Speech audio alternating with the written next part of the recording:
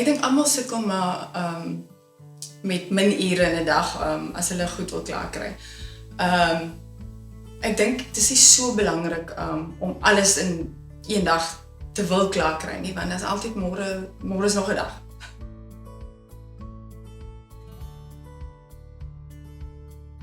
Ek haal net asem en ek besef dat 'n mens kan nie alles op een slag doen nie. Jy moet jouself 'n bietjie krediet gee en sê, okay, ek het my bes probeer, maar ek kon dit nou nie vandag doen nie, so môre is nog 'n dag.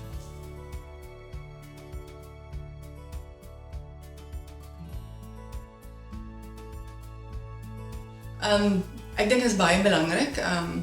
Soos almal weet, het 'n mens net een lewe, een kans.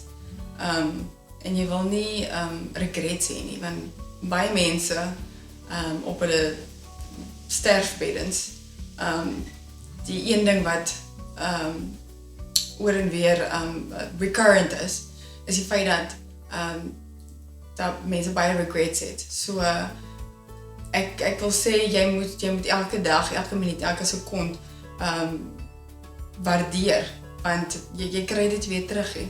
So 'n glimlag of 'n dankie of 'n dis net dit waardeer en dit inneem. En ek dink ons almal is so 'n bietjie so speed, te speed baie keer, dat ons nie waardeer die klein goedjies in die lewe nie, soos in 'n sunset of 'n sonsondergang. Seker klein goedjies wat 'n mens net soos in moet voor dankbaar wees.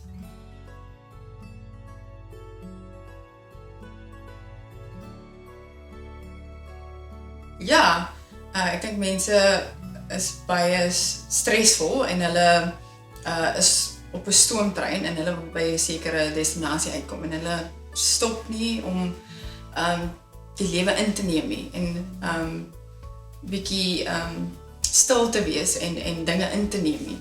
Ek dink ons almal is 'n bietjie hastig om by iewers uit te kom, maar ons weet ook eintlik waartoe dit is nie.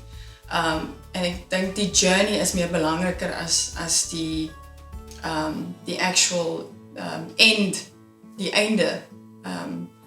Want ja, die lewe is kort. So ek dink mense moet meer stil wees en waardeer wat om hulle aangaan.